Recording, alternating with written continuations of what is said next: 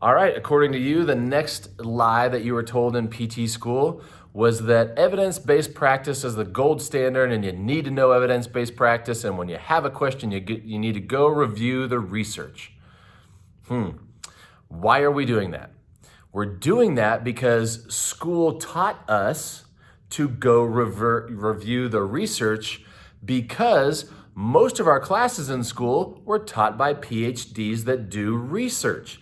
So they think research is really important. Here's what we should understand. We don't need to do research when we know science. I don't need to do a research project to figure out where the sun is going to come up today. I know from years of experience and understanding the solar system that the sun's going to come up on the same side. It's going to come up in the east. It's going to set in the west every single day. I don't need to do a research project to know that. I don't need to do a research project to understand physiology. Here's why school lied to you. School lied to you because we have PhDs telling you that research is important because they are research-minded people.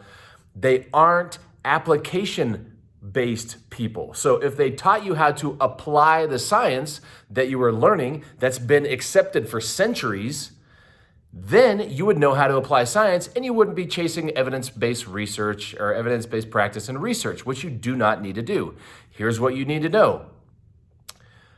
Muscle function, muscle physiology, how to assess those things, biomechanics, how people move, how that relates to muscle function and muscle physiology.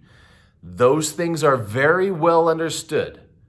Muscle physiology hasn't changed in our lifetime. It's not going to change in our kids and our grandkids' lifetime. It's going to be the same.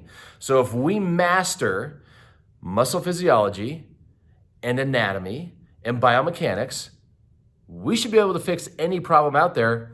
And I don't need to go do research on how cold ice has to be or how long we have to hold a stretch or any of the other crap that's out there.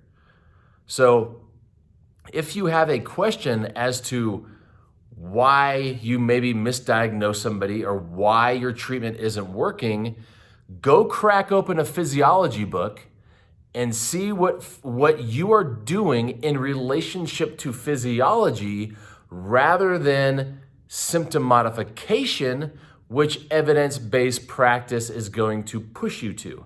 So if you're into symptom modification, and you want to know what the parameters are for whatever gimmick it is that you think is going to decrease pain or increase range of motion or decrease muscle spasm, whatever, go review the research.